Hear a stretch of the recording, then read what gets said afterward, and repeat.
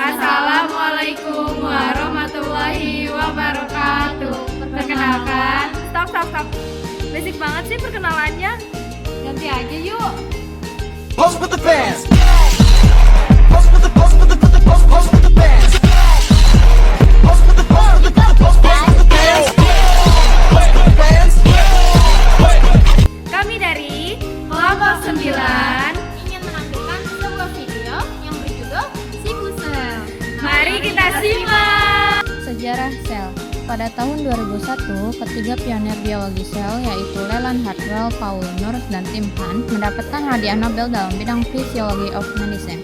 Hadiah tersebut diberikan karena keberhasilan mereka dalam menemukan mekanisme regulasi siklus sel dengan menggunakan kombinasi genetik dan pendekatan biologi molekuler.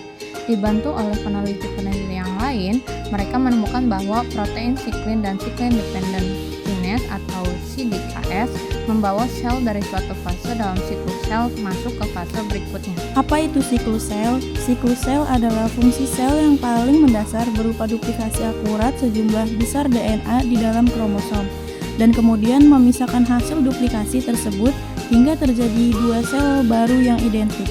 Siklus sel yang berlangsung, kontinu, dan berulang siklik disebut proliferasi. Fase pada siklus sel. Sebelum tahun 1950, para ahli biologi dan patologi sel hanya mengenal dua fase dalam siklus sel yang dapat dilihat dengan mikroskop, yaitu interfase dan mitosis.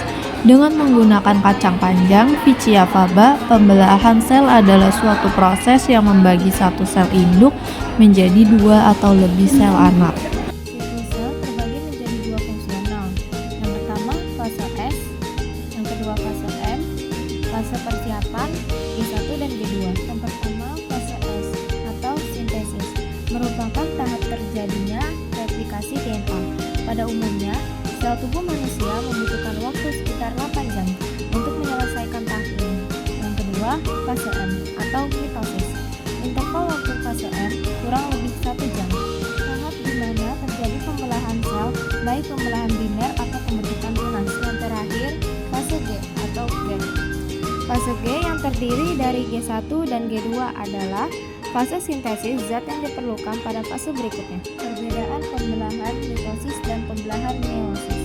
Yang pertama, pembelahan mitosis terjadi di sel tubuh atau sel somatik, sedangkan pembelahan meiosis terjadi di sel gamet atau sel kelamin. Yang kedua, pembelahan mitosis menghasilkan dua anakan yang bersifat diploid, dengan pembelahan meiosis menghasilkan 4 sel anakan yang bersifat haploid. Yang ketiga, pembelahan mitosis berfungsi untuk regenerasi dan pertumbuhan, sedangkan pembelahan meiosis berfungsi untuk mempertahankan jumlah kromosom saat membentukkan zat. Yang keempat, pembelahan mitosis terjadi selama 3 kali, sedangkan pembelahan meiosis terjadi selama 2 kali. Gimana nih penjelasan dari kelompok kita? Semoga kalian ngerti ya. Kurang lebihnya mohon maaf. Wassalamualaikum warahmatullahi wabarakatuh.